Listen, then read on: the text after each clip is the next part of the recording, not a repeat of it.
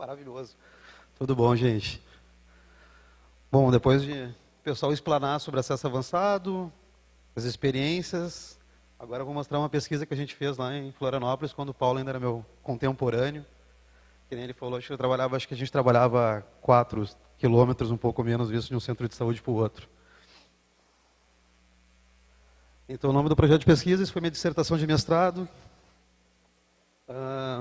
O resultado dela foi 2 artigos científicos, que vão ser... Posso falar, Paulo, que a gente vai estar para publicar agora, vai ter um caderno especial só sobre acesso da nossa revista brasileira, né, de medicina de família. E o título, então, Acesso Avançado e sua relação com o número de atendimentos e atenção primária à saúde. Então, vou partir direto para os objetivos, já que o pessoal já falou da parte mais teórica. Era identificar esse acesso avançado para promover o aumento do número de consultas médicas e de pessoas atendidas. Como assim? Obviamente o nome já está dizendo, tipo, o Paulo consulta comigo 10 vezes, o número de consultas do Paulo vai ser 10, mas pessoas ele vai ser uma só. Isso faz toda a diferença. Em comparação com outras formas de agendamento médico, por que isso? Porque em Florianópolis, quando a gente fez esse trabalho, lá em 2011, 2012, o que a gente tinha vários tipos de modelos de agendamento. O acesso avançado, que uma das equipes que começou no norte da ilha, que é onde eu trabalho, foi os ingleses que eu trabalhava e o pessoal lá do Saco Grande do Leste. E as outras formas de agendamento era sistema de agendamento com vagas. De tempos em tempos se distribui uma quantidade X de vagas. Uma vez por semana se dá 50 fichas, uma vez a cada 15 dias se dá um número X de fichas, uma vez a cada 30 dias, com a forma de agendamento mensal, se dá uma quantidade X de fichas. E um modelo de agendamento tradicional, que nada mais é do que consiste aquele que não tem um limite temporal para marcação de consultas. Muito comum nos planos privados, né? Tu liga ou tu comparece e agenda uma consulta para daqui a X tempos. Entre as equipes de estratégia de saúde da família, na atenção primária à saúde do município de Florianópolis. Então, foi um estudo de treinamento, foi um estudo transversal. A gente utilizou uma base de fonte de dados secundárias do Info. O Info Saúde, para quem não conhece, seria um precursor de SUS, é a mesma empresa que fez. Um sistema, embora não seja um bom sistema para relatórios gerenciais, ele demora muito para carregar cada dado que tu quer. Tu consegue tirar bastante informação dele. Foram avaliados o período de estudo foi 1 ano, período analisado, que foi o ano de 2011. Foi avaliado 97 equipes de 38 centros de saúde. Tá. Quem que saiu fora, quem foi os critérios de exclusão, todo mundo que não tinha ainda prontuário eletrônico naquele período. Obviamente, coleta de dados, a unidade de análise foram as equipes de saúde da família, e a planilha de dados a gente fez ela em Excel e depois utilizamos o SPSS para análise dos dados. Quantas análises dos dados? Nós vamos ter... Opa, só um minuto, que eu acho que... Deixa eu ver uma coisa. Isso. A gente tinha variáveis descritivas, bivariáveis e foi feita análise multivariável. Nas descritivas foi visto frequência, percentual, média, desvio padrão. Quando a gente foi comparar os tipos de agendamento, o acesso avançado com acesso semanal, com forma de agendamento quinzenal, mensal e modelo tradicional, foi utilizado o teste Q quadrado, análise de variância, comparação múltipla de Tuck e Kruskal-Wallis. E na análise multivariável, a gente fez uma regressão linear múltipla para verificar a associação entre o número de consultas médicas e de pessoas atendidas com o tipo de agendamento. E foi ajustado por características demográficas, assistenciais e organizacionais. Tá, mas quais são essas características? Estão aqui. As variáveis demográficas, a gente fez uma população descrita pela equipe de saúde da família, né, por faixa etária e por gênero. E a média do número de pessoas por equipe de saúde da família moradora em áreas de interesse social. Áreas de interesse social são as áreas de risco, né? Se eu não me engano, em BH, que eles têm o Índice de Vulnerabilidade Social, que é o IVS, lá a gente tem essas AIS que a gente chama. E daí tem X critérios, e esses critérios a pessoa entra ou não entra como área de interesse social. Temos as características assistenciais também. O que a gente avaliou nas características assistenciais? Número de consultas de puericultura com médico de família e comunidade em 1 ano, com o pediatra em 1 ano. Por quê? Porque lá a gente tem o NASF e muitas equipes, algumas equipes, na verdade, Alguns médicos acabam não atendendo, as crianças ficam com o pediatra, ou às vezes como uma pressão, por pressão da demanda, os pediatras acabam atendendo, vamos dizer assim, o excesso que teria de criança na agenda do médico de família. Número de consultas médicas de pré-natal com médico de família em um ano, proporção de hipertensos estimados na população, estimado, quando a gente fez a proporção, a gente usou o trabalho do PICOM, que foi 31% na população, e os 6% que é a proporção de diabéticos estimados, que foi que a gente utilizou para fazer essa estimativa. Proporção de consultas programáticas do médico de família, por quê? Porque a gente sabe que tem vários centros de saúde e equipes de saúde da família que trabalham com aquele modelo de caixas que a gente chama. Né? Consulta de pré-natal, consulta do hipertenso, consulta do diabético. E daí, quando a gente já fazendo todo esse monte de grupo, quando a gente olha, não sobra vaga para atender mais ninguém. Proporção da população adscrita, número de consultas médicas em um ano, número de pessoas atendidas em um ano, que é aquilo que eu expliquei anteriormente, número de consultas médicas atendidas por pessoa, quantas consultas eu ofereci para cada pessoa, e proporção do número de consultas médicas pela população, quantas consultas eu ofertei pela população total da área descrita. Então, o primeiro artigo, que foi o título da apresentação, que é o acesso avançado em relação com o número de atendimentos e atenção primária.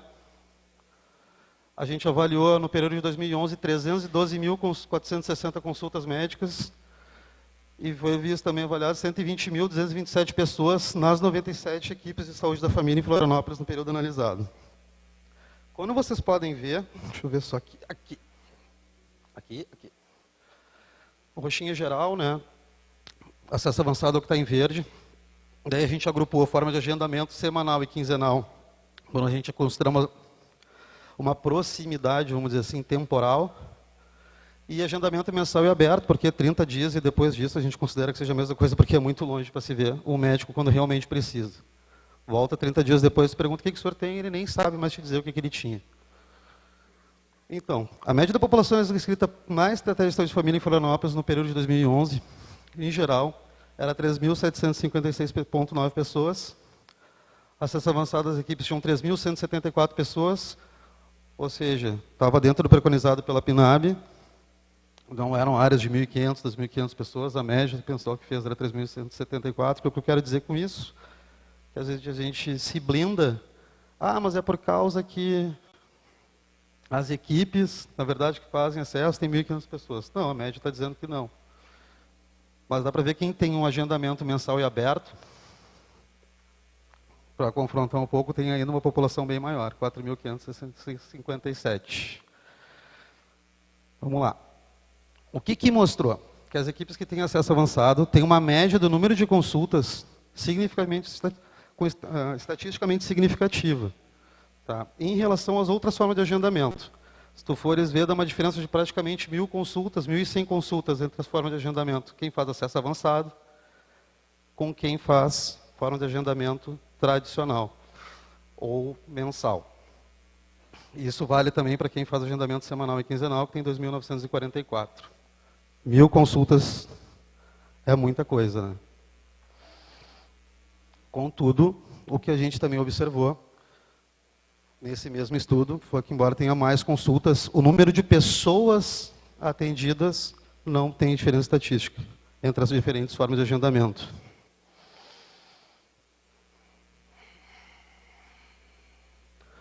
Mais alguns resultados. A média do número de consultas médicas por pessoa no acesso avançado também foi estatisticamente significativa em comparação com as outras formas de agendamento, seja semanal ou quinzenal, seja mensal em aberto, assim como a média do número de consultas médicas por pessoas adscritas. O que é isso aqui? São por pessoas que efetivamente consultaram e por pessoas que moram na área. Foi estatisticamente significativo nas duas formas, tá? Do acesso avançado comparado às outras formas de agendamento.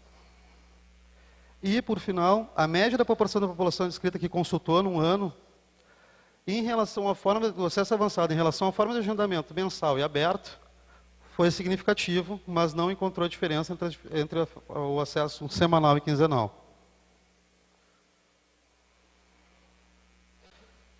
E daí eu tentei brincar um pouco com os dados, utilizando a mesma referência que o Fábio utilizava do Mark Murray, né, Fábio? Que acho que é para todos nós que gostam de estudar acesso avançado, acho que é um dos precursores. Eu me lembro que até o Marcos Goldreich mandou um caderno da American Family Physician, um compêndio de acesso, e usei muito dele para escrever a dissertação, para tentar ver o tamanho populacional da atenção primária por equipe de saúde da família, usando os dados de Florianópolis, deixar bem claro desse trabalho que a gente fez.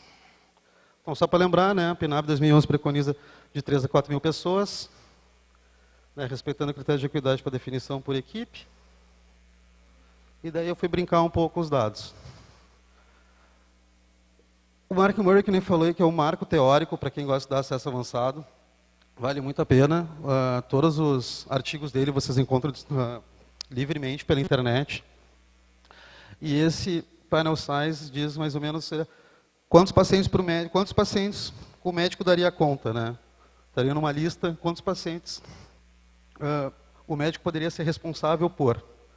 Daí ele propõe um cálculo, que ele chama de tamanho do painel, que é esse panel size aqui, que seria essa quantidade, o tamanho do painel, vezes o número de consultas por paciente por ano, que seria a demanda, igual a número de consultas médicas por dia, vezes os dias trabalhados por médico por ano. Cruzes. Vamos tentar clarear um pouco isso aqui. Vamos lá.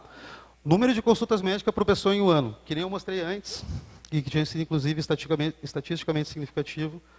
No acesso avançado foi 2,9 e a média geral foi 2,6. Tá, e o número de consultas médicas em um ano.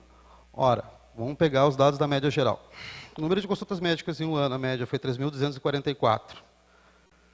E se a gente passar para 11 meses, dá 294,91 consultas por mês.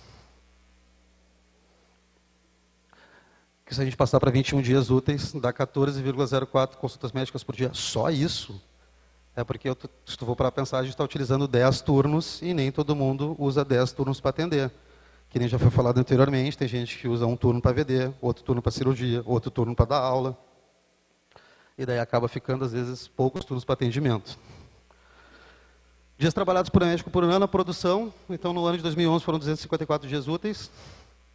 E daí, se a gente fosse estimar, para manter uma proporção da população adscrita por equipe de estratégia da família, que consultou no ano, que 40% das pessoas que moravam na área consultaram, tinha que ter um tamanho de uma equipe para 1.371,96 pessoas. Equipe não, né? Médico. Por que eu vou falar isso? Porque no próximo slide vocês vão entender. E se fosse pessoa de acesso avançado, que faz 1.488,35. Ninguém trabalha sozinho e atenção primária, ainda mais a equipe de saúde da família, né? Não é só consulta médica. Então, tem um cara chamado de Altschuler,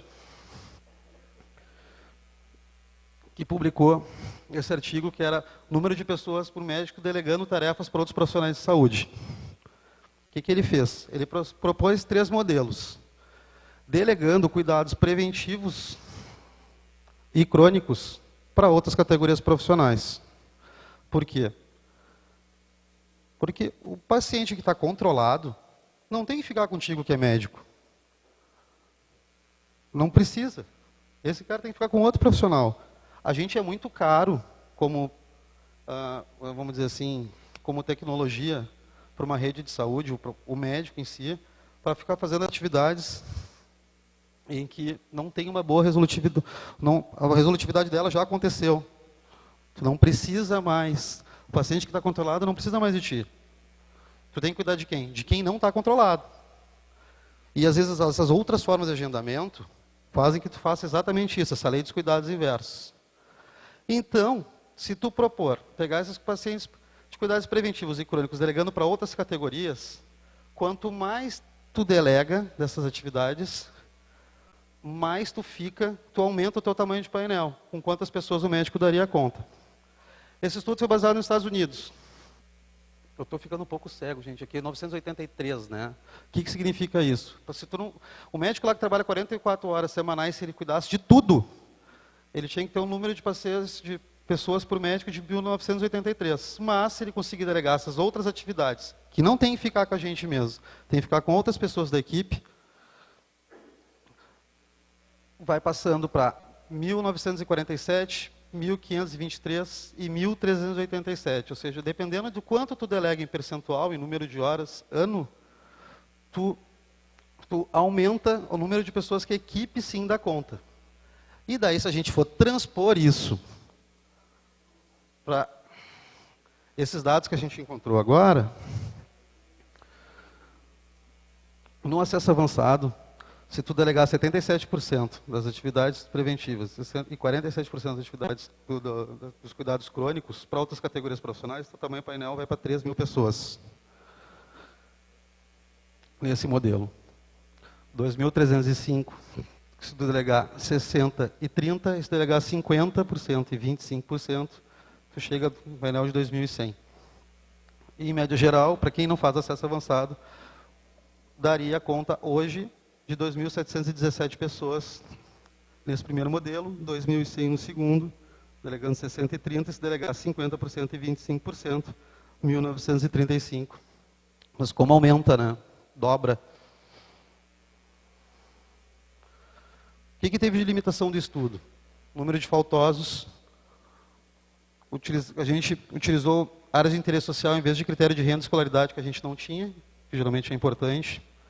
E para aquelas consultas que foram avaliadas de hipertensos, diabéticos, etc., a gente utilizamos o CID. Quando tu fecha uma consulta no Info, tu tem que colocar um CID correspondente. E muitos médicos, às vezes, nessas consultas programáticas, podem colocar um outro CID que dá um respectivo e pode dar um viés de aferição daí. E óbvio que o cálculo do tamanho do painel não mensura carga de doença nem morbidade da população. Como considerações finais que eu posso dizer assim, o acesso avançado na atenção primária aumenta em mais ou menos 1.000 consultas ano. Isso é muita coisa, por isso que a gente tem que se pensar realmente nisso.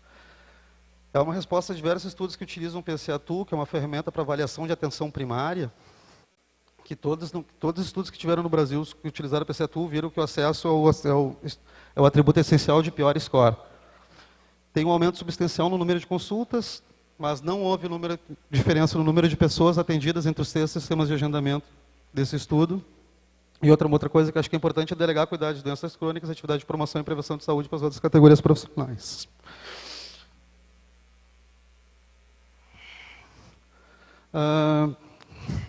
Estava conversando com o Zé ali sobre, às vezes, implantar uma tecnologia leve. A gente já trabalha, todo mundo, a maioria que trabalha na estratégia de saúde da família tem um salário fixo. E talvez, sei lá, né, implementar o acesso avançado, ganharia uma bonificação se conseguisse fazer a implementação dele. É uma coisa que se pode pensar em discutir. Outra coisa é redefinir o número de pessoas por equipe de saúde da família, conforme preconizado pela Política Nacional de Atenção Básica, é uma coisa que deveria se pensar também. Assim como a principal é redefinir o processo de trabalho. Acho que aqui é a chave da questão, mas, para isso também, tudo funcionar, acho que a gente tem que tomar financiamento da atenção primária no país. A gente sabe que o nosso sistema é completamente subfinanciado e muitas vezes a gente fica enxugando gelo. Tá. Daí eu vi que tinha o maior número de consultas no mestrado. Daí a gente mostrou isso lá em Florianópolis, o pessoal achou super legal. Principalmente, obviamente, as pessoas que começaram trabalhando com isso. E daí começaram a sentar o pau dizendo, tá, mas e a qualidade da atenção, como é que fica? Né? Porque uma coisa é a quantidade, a outra é a qualidade. Daí, ano passado, entrei no programa de pós-graduação em saúde coletiva da Universidade Federal de Santa Catarina e queria ver se o acesso avançado tinha relação com a qualidade da atenção primária. E daí a gente aplicou o PCA-TU no norte da ilha, em Florianópolis. O que é o PCA-TU? Esse instrumento de avaliação de atenção primária, que foi feito pela Barbara Starfield na Johns Hopkins, que mede a presença e extensão de cada um dos atributos da atenção primária, através de questões sobre serviços de saúde respondidas por usuários, profissionais ou gestores. Ou seja, tem um PCA-TU que tu aplica para o usuário, tem um que tu aplica para os profissionais ou os gestores.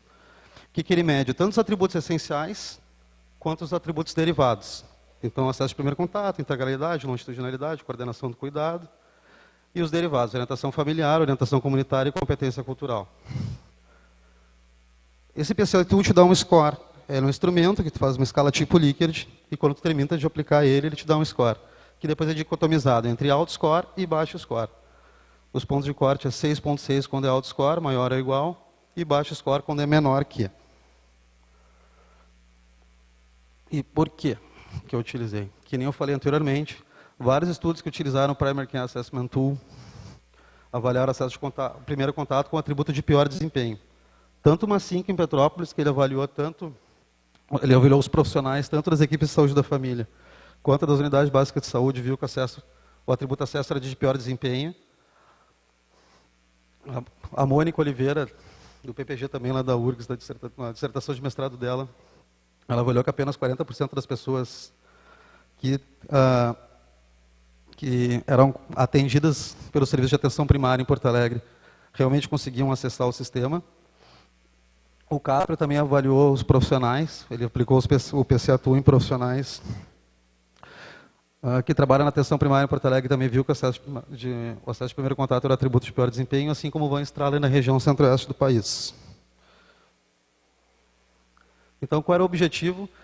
Eu queria avaliar essas equipes de saúde da família que promovem acesso avançado, apresentam maior score em atenção primária em comparação com outras equipes que não apresentam essa forma de acessibilidade. Da mesma forma como antes. Acesso avançado, sistema de agendamento com vagas, ou seja, agendamento semanal, quinzenal, e agenda aberta, que é o modelo tradicional de agendamento. Foi feito o PCA-TU, foi aplicado 600 questionários no Distrito Sanitário Norte no ano de 2012. E daí, obviamente, o que eu queria ver? O score geral da qualidade da atenção e as variáveis independentes que a gente utilizou. Idade, forma de agendamento, população por centro de saúde, né? Número de equipes de saúde da família, número de áreas de interesse social, número de consultas médicas e número de pessoas atendidas. Como tinham variáveis agregadas individuais, teve que fazer um modelo multinível para avaliação. Isso que a gente, aos dados preliminares ainda, por isso que eu queria mostrar para vocês, mas eu fiquei extremamente surpreso quando eu vi que a gente brinca, foi uma relação completamente linear. O coeficiente beta de 7,87, o que é isso? Com PCA-TU é de 0 a 10, né? Então seria mais ou menos a média. No acesso avançado seria 7,87. É maior que 0,6? É maior que 0,6. É alto score em atenção primária? É. Quando a forma de agendamento é semanal, esse score cai 18%. Cai 20% no agendamento quinzenal. E chega a cair até 30% no modelo tradicional de agendamento. Então, sim, muda a qualidade da atenção. Muito obrigado.